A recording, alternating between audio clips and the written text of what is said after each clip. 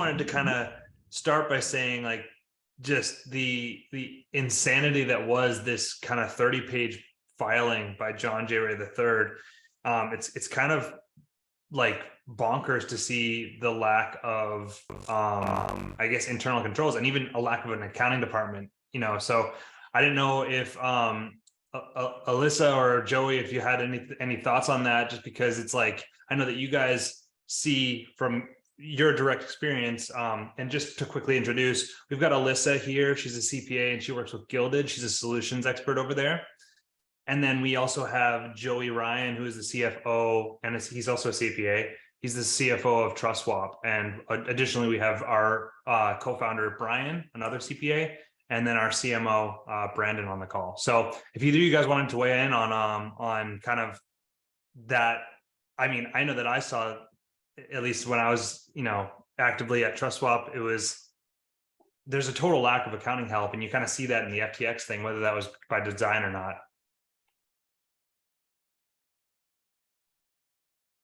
But Alyssa, do you want to go first, or? Sure. I mean, the easy thing for me to say is that I was just blown away. I guess I wasn't completely shocked or surprised because, I always joke and say that accounting is always the last thing, or the controls are always the last to be put in place. But at those levels, and with an external audit firm out there, to not have an internal accounting team is just a little mind-blowing to me. And again, maybe I'm thinking a little too old school, but would love to hear y'all's opinion on that too.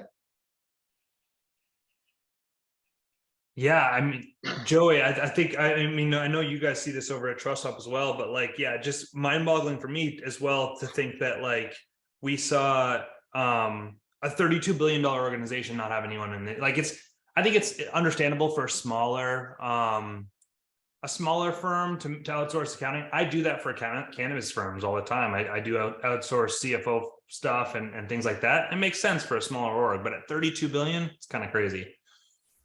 Yeah, I mean, my overall thoughts on, I've been taking in a lot of what happened from a lot of different resources. Definitely, obviously agree, right? It's kind of crazy that you don't have one person in-house. I don't know if they even had a CFO. I didn't see that. It was those 4 people. It was Gary, SBF, Caroline, and the other founder. Nishat Singh, I think he was like an engineer. Yeah. Yeah, so they were the main core 4 that were involved in everything, right? And the fact that they didn't even have anybody, I guess, with any sort of, like, at least it's coming out that there was basically nobody in-house with any, almost even like accounting background, right? Yeah.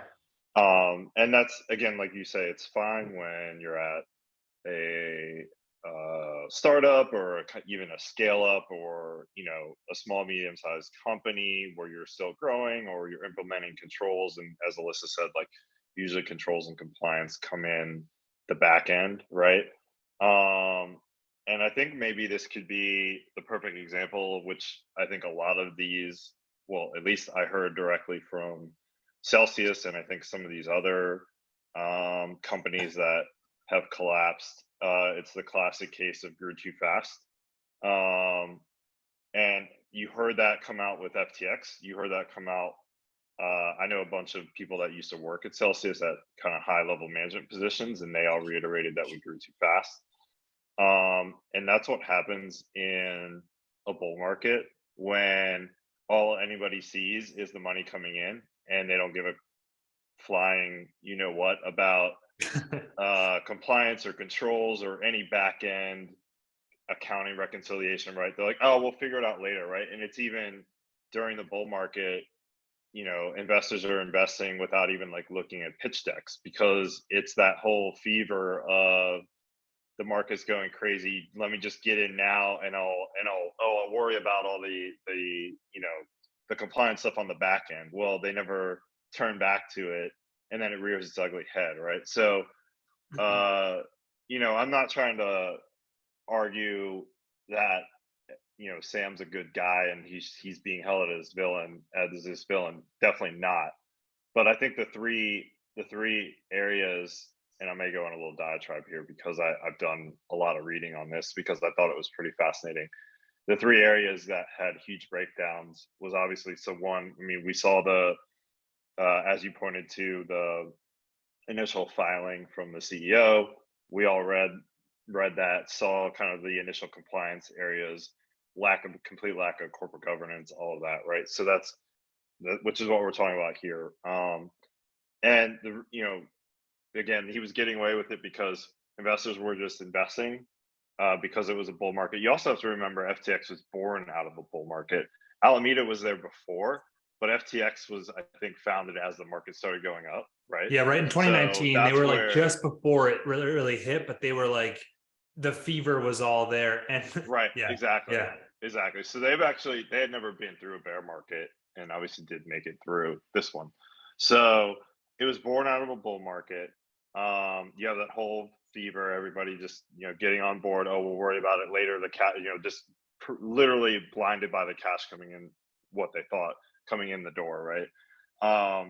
So that's one. And it's interesting that, you're hearing stories, or, that he had no board of directors. He was the only director on the board, which is, that to me is pretty mind-blowing, that investors such as like Sequoia, was it A16Z, that was also in, all the big names were in, right? And that they didn't, as part of their due diligence for investing, require a board seat. I mean, I haven't heard that anywhere, especially like when you go through your seed or Series A or Series B round, that you're not taking a board seat. And the fact that those big investors invested knowing that there was no board of directors is pretty, like, that's mind-boggling. I've never heard that anywhere. I think so part of it. Yeah, sorry, go ahead. No, I was gonna say that's one. The second part of failure, big point of failure that I saw, or that you're seeing, is over leveraging on shitcoins that have no liquidity, right? So you're seeing that they had what, $1 billion, $1 billion worth of FTT token, Serum, all these like very low cap tokens that they created. So it's one thing if you purchase $1 billion worth of tokens, creating that initial liquidity on the market, but they created it and then assigned this magic value. Well, they didn't assign the magic value.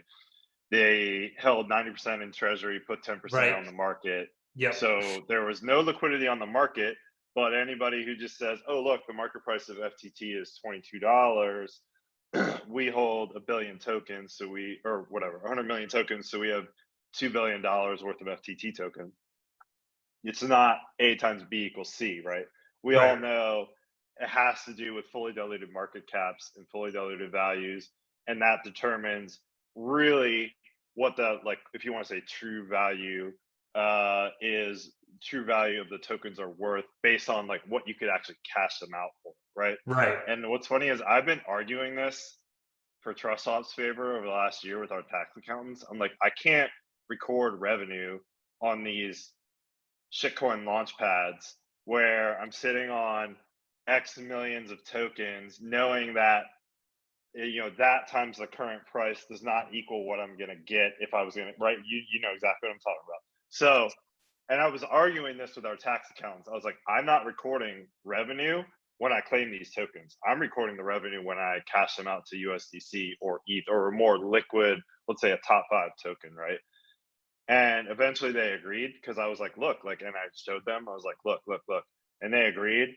And I've been kind of like saying this from the mountaintops over the last year, and I feel very vindicated that I was right in terms of like, you can't value these tokens on your balance sheet at that asset price times the number of tokens you're holding when it's these small cap liquidity tokens. So they were over leveraging, or they were basically leveraging themselves, saying, okay, yeah, we'll take $1 billion out and we're going to use 1 billion FTT tokens, which have no value, and then it all comes crumbling down when it spins out of control, right?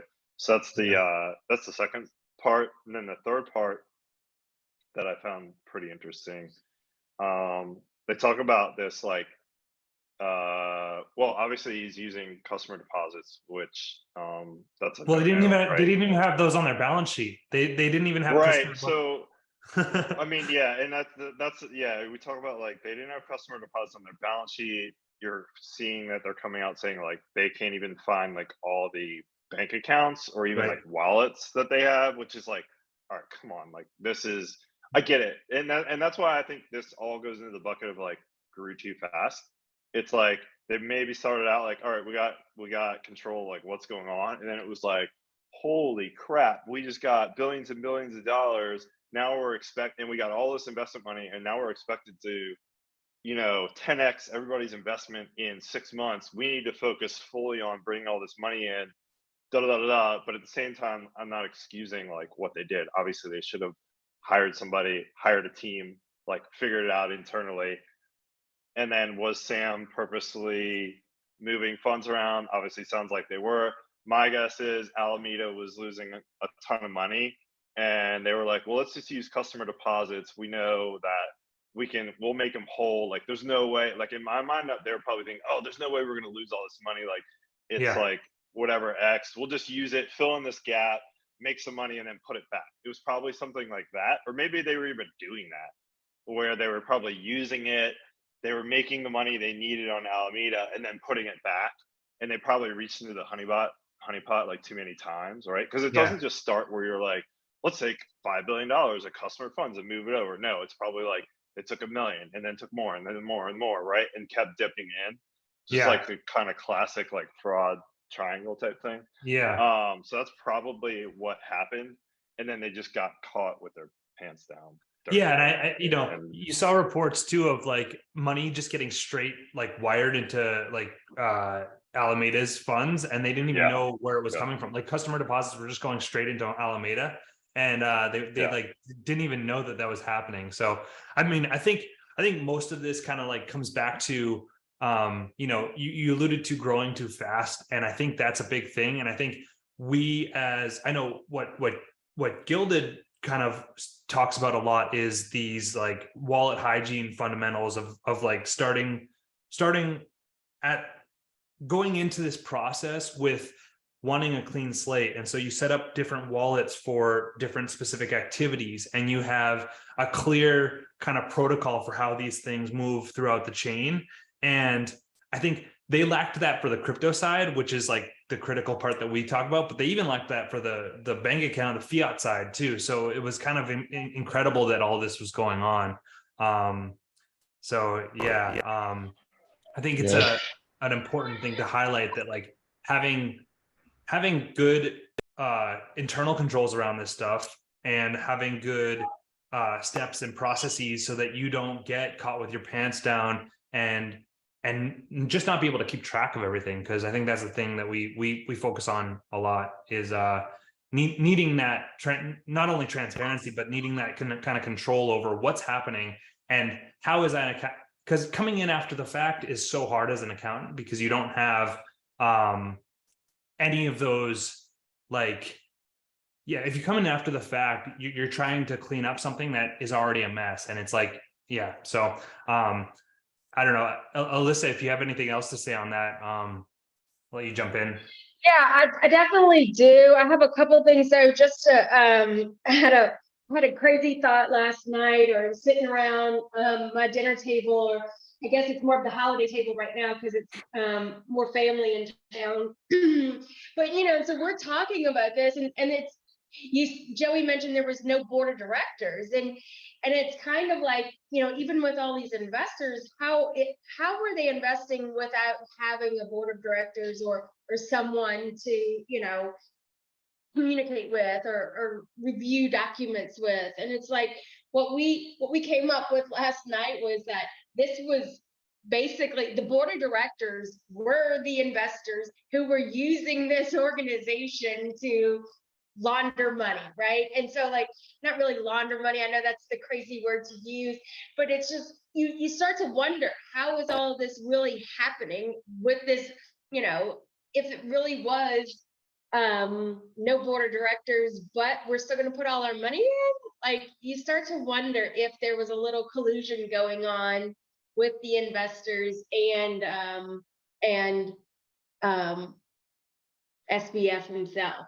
So that was my take on that. And then, but yeah, for sure today, our focus at Gilded has been completely trying to slow folks down. Everyone comes to us wanting to just rush and get their books closed or the year-end closed so that they could have some reports to either give to their tax preparers or maybe their board of directors.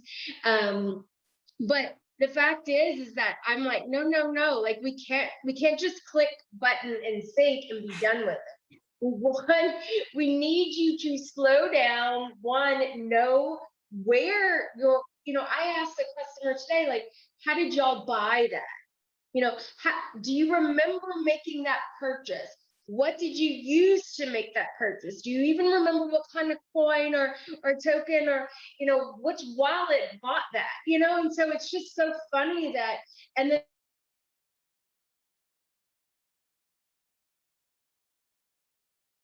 they just look at me like, oh, right? So we're trying to get, we're trying to slow our customers down, our startups, even our customers who are been around for a while but are now going into crypto. It's like, okay, let's put the processes in place, let's put the policies in place, and then let's start getting your books in order. Yeah. And another. Sorry. No, I'm done. Another industry where the same thing has been happening recently, recent years, is in the cannabis industry, where because it's like a green rush, everybody wants to get in. They're just throwing money at you from every angle. Several years ago, they grew too fast. Accounting is an afterthought. It's the last thing on their mind. They're not keeping track of what funds they're using. Some of them don't even know what entity type they are. There'll be corporations with no board of directors, no corporate minutes, no corporate formalities whatsoever. They're not even paying estimated taxes or taxes in general. And then, 3 years later, when the revenue officer comes, they've got, no cash to pay the tax man. Yeah, I know that when I was working on a client recently for some taxes for crypto, and they said that they sent me everything, right? And so I'm going through, like, I still do a lot of stuff in Excel because I'm just like old school. I want to know that, like, I have my processes that I need to update those, but like I am going through asset by asset, and I'm like, it's showing here based on the wallet addresses you've given me that you sent out and you spent more ETH than you actually have. So like, I don't have everything. Like, I know I don't have everything. Please send me, like, make sure that you send me everything. And then they're like, oh yeah, I found this other like exchange that I was using. And it's like, thank you. Well, like, let's get there. It's hard to close everything when you can't really even kind of get to transaction zero. So Right. yeah. All too often are we finding, you quote unquote find new wallets, or oh, we used that one, or oh wait, the owner was using that wallet in the beginning, and that was his personal wallet. Oh yeah, okay. And it's funny because a lot of these folks are finding, especially accountants who were just hired on to they were just brought in, and then they look at us and they're like, I really have no idea. And you start to feel for them because they really don't. And it's no one's fault. They just got thrown into the deep end and with some rough waters. Yeah.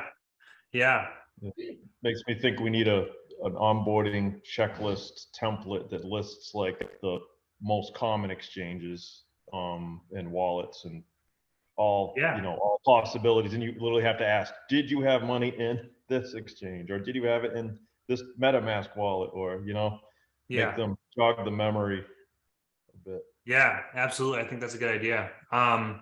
So I'd like to talk a little bit about proof of reserves now and proof of solvency. So obviously with all of this kind of chaos that was FTX and the downfall of FTX, there's been a lot of calls for proof of reserves. One concern I have with that is just that obviously you can kind of fake. This is a metric that you can fake because you can, we saw crypto.com accidentally sent like 325,000 ETH to gate.io. And so, these are major exchanges. And if it truly was an accident, I don't want any funds on crypto.com because yeah, Rain is saying that was not an accident. That was not an accident. I agree with you. And so, but that was right at the time, and it so happened to be right at the time that everyone was trying to prove reserves, right? So we have crypto.com sending 325K ETH to gate.io. And, I'm sure that there was more other instances of this, but so without kind of like a proof of liabilities as well, you don't have any reference point or context for that proof of reserves. And so obviously proof of reserves is a little bit easier to show, but proof of liabilities is where it kind of gets tricky. It's like, okay, do we have fiat liabilities? Do we have crypto liabilities? And how do we kind of cryptographically prove that? So I think that's a big challenge. One of the things that I'm an ETH maxi, and I love to hear from Vitalik whenever he speaks, because he always has very thoughtful analysis, I feel, on different topics. And he recently posted an article about a solution to this proof of reserves problem called Proof of Solvency, which I don't know much about Solidity. I'm not a smart contract developer, but I know that they use some Merkle trees and different cryptographic methods to mathematically prove the reserves are there and that they have solvency to pay out customer deposits. So, and even he was suggesting that we take it a step further and that these exchanges couldn't actually withdraw customer funds and use them without the customer's consent. So I think that something like this would be a great solution, but I think at the end of the day, it's kind of hard to have anything other than some form of continuous audit so that you can start to actually have, and obviously it has to be done by a reputable firm, because we saw that FTX had audits of 2 of their silos, which didn't really go so well. And one of them was even a top 25 CPA firm in the US. So, we need more reputable firms in the space, and I think that's our goal here at Crypto CFOs, is to try to onboard more of those people. But I know that not to put him on the spot, but I know that Tom is like has recently taken some of the like Solidity courses, and I don't know if he knows anything about like those methods that they would use. It's totally okay if not, but I just didn't know if you had any insight into that side of things. Cool. Yeah. Hey guys. Hi everyone. So I recently did a Solidity course just to try and understand really from a developer standpoint. I spoke to, I'm always speaking to CEOs and C-suite and just trying to understand really basically what they're saying. In crypto, we're all guilty of using a lot of initials, a lot of abbreviations. But yeah, the Solidity, I found it quite interesting. I really did. It's a lot of copy and pasting code. I'd say about 70% testing and about 30% actually writing code. But yeah, there's lots of cryptographic ways that they can employ here. You touched on it with the Merkle tree. Again, I skimmed it in my 3-week course, but I think it's something that the whole Web3 community needs to hold exchanges to. If one exchange, sets the standard, does everything right, publishes their proof of solvency, I think everyone will get behind it, and I think the other exchanges will have to. So it's kind of needs to be like community led, rather than us waiting around and just kind of saying, oh, crypto.com, that will, I'm sure that transaction was fine and I'm sure it will sort itself out. People just seem to be too laid back about it.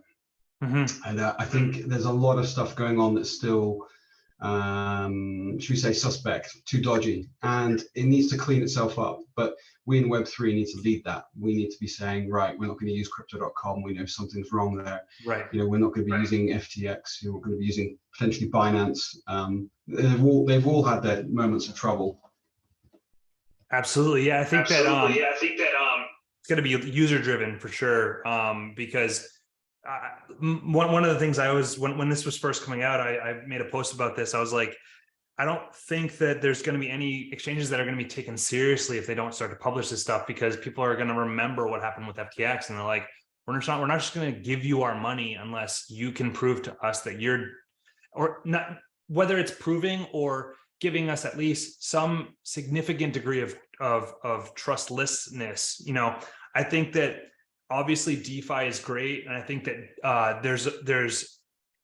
that DeFi is like the idealist kind of solution. If we could have every onboarding be through a DEX, I think that would be ideal. I don't necessarily know if it's going to work out to where, you know, the average kind of no coiner noob that wants to join the space is going to be able to do that. I think they're going to want some sort of centralized exchange. So we need to force those centralized exchanges that want to be relevant to kind of produce this stuff. So I think you're right on. And I think I need to take that Solidity course too, because I feel like it'll help kind of deepen the technical knowledge, which we need to be more familiar with as well, to just kind of tie that into how we can formulate new and better and more solutions to all these problems. So yeah, I think that's a really good. I was just gonna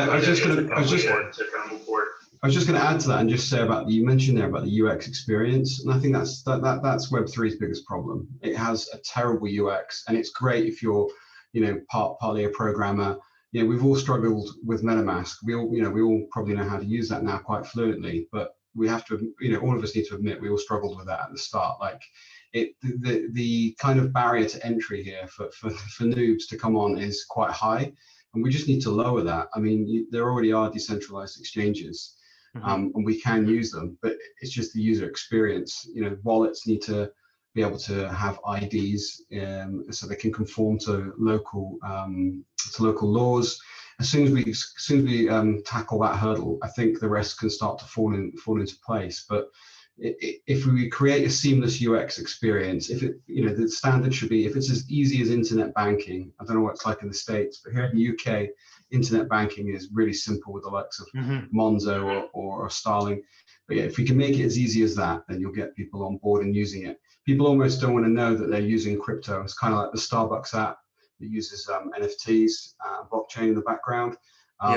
Nobody knows. They think, you know, they're just thinking of collecting Starbucks points, but actually it's all running off the blockchain. Yeah, you see that with the Reddit NFTs too. Yeah. You know, those were really popular, and people didn't even know they were really NFTs. They didn't even know they were, you know, on the blockchain. So some people did, but yeah, I think it's kind of when you can, it's like any technology that becomes ubiquitous, you kind of don't even realize that the technology is there. You know, you walk up to a automatic sliding door and it opens, and you don't even like think about how that operates. It's just you walk through it. You know, it's like, oh, the door opens. That's how it should work. I shouldn't have to open up the door.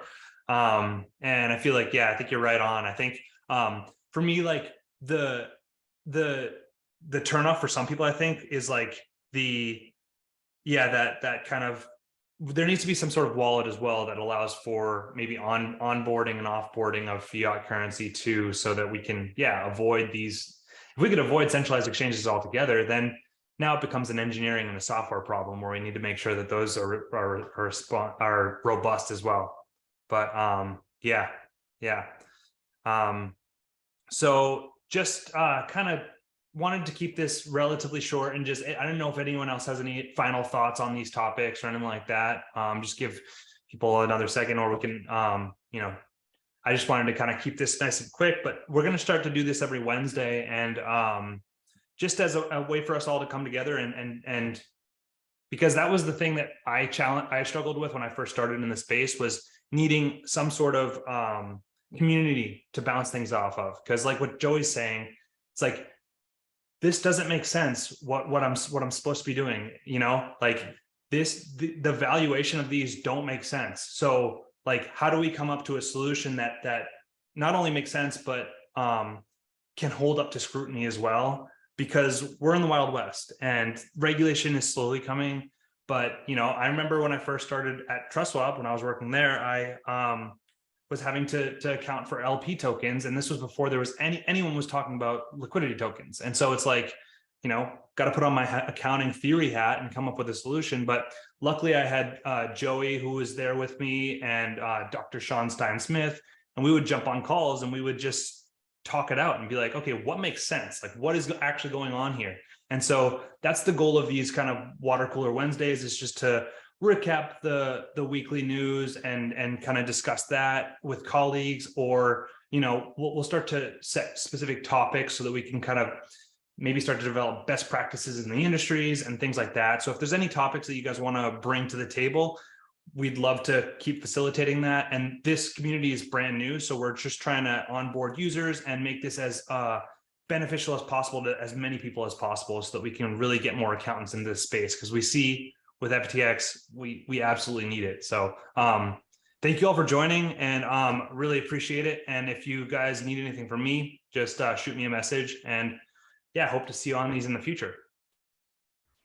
Good. And Joey's Cool. got Thank one you.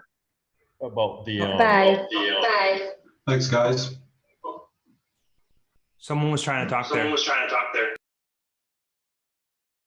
Oh, that's all right. That was just a little slow hitting the unmute, but Joey has a good point about how do you value, you know, illiquid tokens. And when you're looking at all the old textbooks, you know, you see that there's a significant discount you put in for illiquidity. And it's, Yeah, this kind of, But how do you, what's the math behind? yeah, I don't know the math. I'm not smart enough to figure out the math behind the liquidity discount and how that falls into like a bell curve or something like that, and what discount factor you come up with. I can only do addition and subtraction. That's beyond. yeah. But sounds like So, sounds like something worth looking into, though. You know what I mean? It's kind of like unexplored territory for accountants. Is how do we value illiquid crypto? yeah, I mean, Yeah. and they talk about the FASB's coming out with a fair value approach. Yep. See, mark to market, crypto, right? So, which is like that good? Is that good? I don't know now because of the whole FTC thing, but they need to come out with more than just mark to market. It needs to be like, well, if you're holding 90% of the supply, there has to be a liquidity discount factor included in that mark to market approach too, or something, right? You need to calculate it based on fully diluted market cap, not circulating supply market cap or something like that. So Yeah. yeah, one up token. I mean, I don't remember what the market cap was or anything there, but that's another issue, or was an issue. Yeah, it's a So, big thing, and I think I'd love to pick your brain about that some more, Joey. About like, yeah, let's do another. I mean, I'm down. yeah. Yeah, I challenged the Canadian tax accountants this year or 2021. I was like, all the Launchpad tokens that we're getting, when I have them in my wallet, I was like, I'm not recognizing them as revenue until they're sold. And I challenged them on it, and they like agreed with it. They were like, okay, we're fine like bending that way. And I think they were a little reluctant, but now I like showed them, I was like, see what happens when you actually would have recorded that as revenue, or if I would have like recorded it as assets on the balance sheet. Would have been then worth that's bull crap. millions Like, versus like hundreds of thousands, right? Like it's like right. it's like So 10x more, you know, or things like that, you know. exactly. So it was like, yeah. So I mean, I'm still having. I mean, it's still like a struggle, kind of getting through that and coming up with the right like revenue. It's not just revenue recognition, but also balance sheet recognition. Like, when do you actually recognize, like, yeah, you take custody of it, but is it, I guess, like, it comes to the valuation question really is what it comes down to. And like, nobody's even talking about that. And even after this whole FTT thing, like, they're like, oh man, they had FTT token of $1 billion on their balance sheet, but nobody's being like, well, how did they value that? And like, why did they put it at the value? And why did the accountants allow that? Like, why, like, what was their thought process to saying like, oh yeah, that's right? Like, nobody's even talking about that. And I'm like, I don't understand how they're just like glossing over that fact right now. Just like how they're kind of glossing over like, oh, Sam had this back door built into the accounting system to like change the numbers. I was like, wait a minute. This is like, you have to show me how he did this, because like, you can't just like change a number in an account. Like accounting is like meant to balance. Like, the shit that doesn't balance. If you like when they're like, oh, he could change the number. I was like, unless he's literally doing journal entries, Yeah. some in whatever like bookkeeping system they had, which sounds like they didn't have anything. So And maybe it sounds like he he's not could an just accounting change whiz it. by any means either. Like, Right. So maybe he could just change the numbers because they didn't have like a bookkeeping system, right? They just had literally numbers on a spreadsheet, and maybe they could just he in could just go in Telegram and too. just change I don't it. know what chat Right. software they're using, but Right. But like when they talk about like, oh, he created this, like, you know, they made it sound like he coded up this like super sophisticated backdoor into the accounting system that could change the numbers. When I first saw that and read that, I was like, you have to go into way more detail than what you just said, because that yeah, to me is like, that means that's nothing. like fairyland. That means Yeah. nothing. That's fairyland. Like, Yeah. what the fuck do you actually mean with that? Like, that's just like literally fairyland. So, Yeah. but yeah, I mean, like we're all going through like these, if you want to say, like liquidity pain points or accounting pain points, like hopefully we get the Prometrics team in here too, and like Adam and their team. Like I'm throwing new stuff at them every day, and they're just like, okay, how do we account for this? I'm like, yeah, that's a good question, let's talk it out. So yeah. Yeah, No, I think that I honestly I hadn't thought about that either. Like, you know, because ultimately we saw here that the FTC tokens were way overvalued. So yeah, it's a revenue recognition thing. So like you know, obviously you guys don't want to have to pay more taxes than you know are able to actually realize from that revenue that you're generating. But because they're volatile, low liquidity tokens, that value is not going to be the same as what it says on paper. And so the same flip side is, if you're reporting that to your investors, because obviously the government wants to get as much money from your revenue as possible. So they want that number as high as possible. But then from an investor perspective, if you guys have tens of millions of dollars in these illiquid shitcoins on your balance sheet, it looks like to your investors a very misleading number. So it plays both ways. And I think it's a really good beyond misleading. Yeah. Beyond. Yeah. So wow, I'm really glad you brought that up. That's something I'm going to start talking about now too. So appreciate that. Well, yeah, and it's not just the revenue recognition piece. Like if we're talking about launch pads, right, which you know very well what I'm talking about there, but the balance sheet piece, right? So if you do $100,000 investment in a project, and you get 1 million tokens, and they're locked over 12 months. And you start unlocking every month, and you just have them sit on your balance sheet. So you get like 100,000 tokens first month, and maybe you don't sell them for a week, or the market's down or whatever. But then it's the end of the month or the end of the quarter or the end of the year. Like now you have a $200,000 investment, right? Let's say you made a $100,000 investment. So your initial entry is like debit, investment, credit, cash. Now you have a $100,000 investment. Let's just say even you got all the tokens unlocked initially. So you got 1 million tokens, and they're sitting on your balance sheet. Do you impair them? Like if they're at below let's say purchase price, and like, do you evaluate for impairment every month? Like, what do you do on these tokens that you're just Every day? holding, hoping that the market goes back up, or you're just basically writing it off, right? So like nobody's talking about that either in terms of like write downs on. And technically, if you invest in tokens, it shouldn't even be an investment, I guess, because but that's, I guess, It's an intangible asset, right? So it's right. yeah, But that's what I'm yeah. saying. Is it going to be an intangible asset?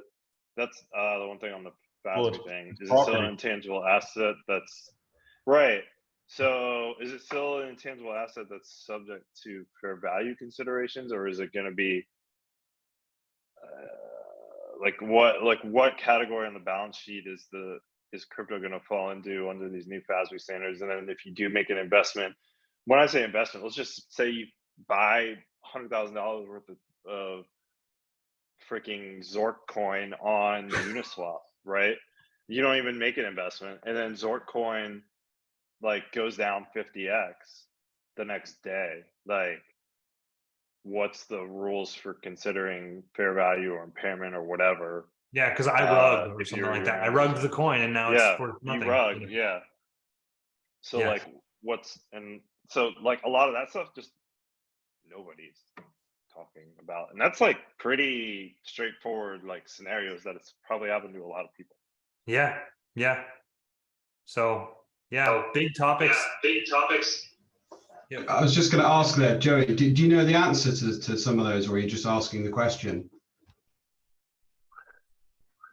I mean, there's no guidance.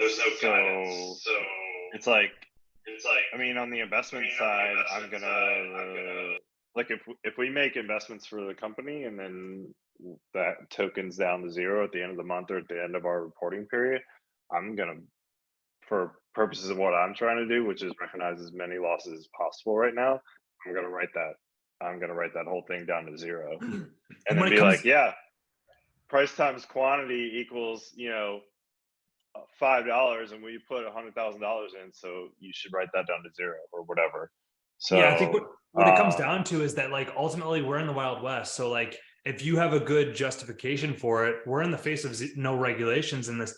I mean, we're in uncharted territory in a lot of these things. So as long as we can come up with good enough justifications for this and evidence based, you know, based to kind of back these opinions up, I mean, that's all we can really do in the face of a lack of regulation, right?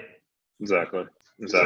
I was just going to say, I've looked at some board reports and some financial reports for some Canadian companies.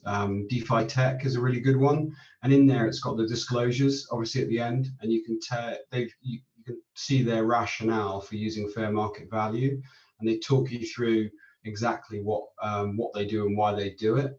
So I think there's already companies out there doing it, whether they're right or wrong, but I think it's having that rationale that really stands to it. If you can explain why you've done what you've done, and perhaps you're showing the worst case scenario, or perhaps you're showing the slightly better than worst case scenario, I think that's as long as you're following logic, then I think that's the... Yeah, exactly. And that's one thing I've learned from being in this for 4 years now is, like, if there's no guidelines, you kind of try your best to apply your conservative accounting logic as best as possible. And then it's one of those things where it's like, accounting wise, it's always like, well, if you can make your decision and then back it up with like reasons as to why, so you have documented support and then you don't change it, right? So Yeah. like, it's kind of like, oh, we're going to do FIFO.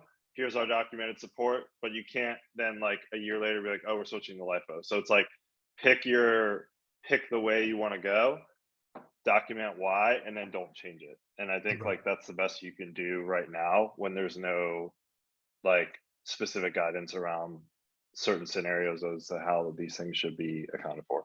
And I mean, that's part of what we're trying to accomplish here with Crypto CFOs is develop, you know, generally accepted crypto accounting principles. So just trademark just came up with that right now.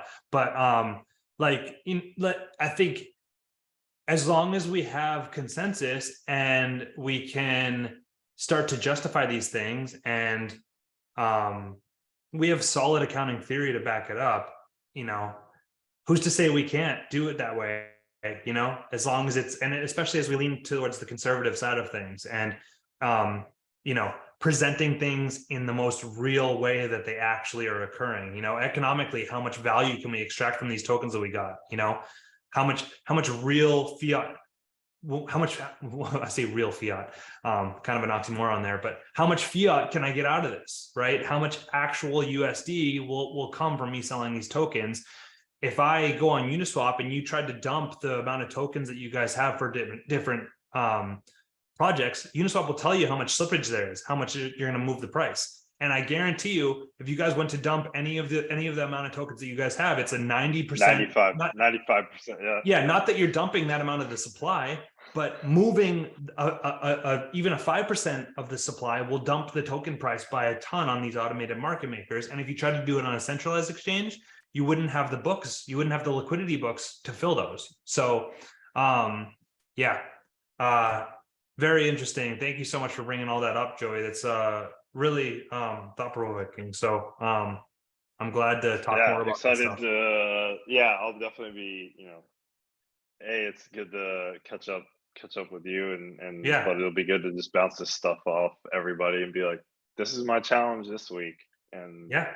this is the new thing I'm trying to figure out on our end. And like I said, I'm Primetrics, so Adam and Susan and his team are the ones getting in the nitty gritty on our end. So it'll be good to have them on these calls too, because they really can dive deep as to like what they're seeing on their end through when they're like going through every I mean, I know all the transactions, but what they're seeing, what we're talking about, all that stuff. Like I actually do a weekly, funny enough, it's Wednesdays. I do a weekly call with them every Wednesday too. So it'll be good to get them in here and, you know, get them involved as well.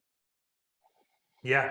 Yeah. So, that's great. I don't want to take everyone's, I know that a lot of people have Thanksgiving this week. I know that maybe Tom doesn't because he's over in, you're in the UK, right, Tom? Yeah, UK, London. Yeah. Okay, cool. Yeah, but so we'll let everyone jump off, but that was awesome, and I really appreciate everyone joining for this, and it'll be great to keep this discussion going, and let's be the thought leaders, you know, for crypto. Let's move things forward. And if Tom, if you have colleagues that you'd like to join the community, just reach out to us. We're happy to invite people in, and yeah, would love to get as many voices in here as possible. So thanks for a great first water cooler Wednesdays, and let's get more of these going. Cheers, guys. See you next week. Thanks. Take care. Yeah. Right. We're going. Right.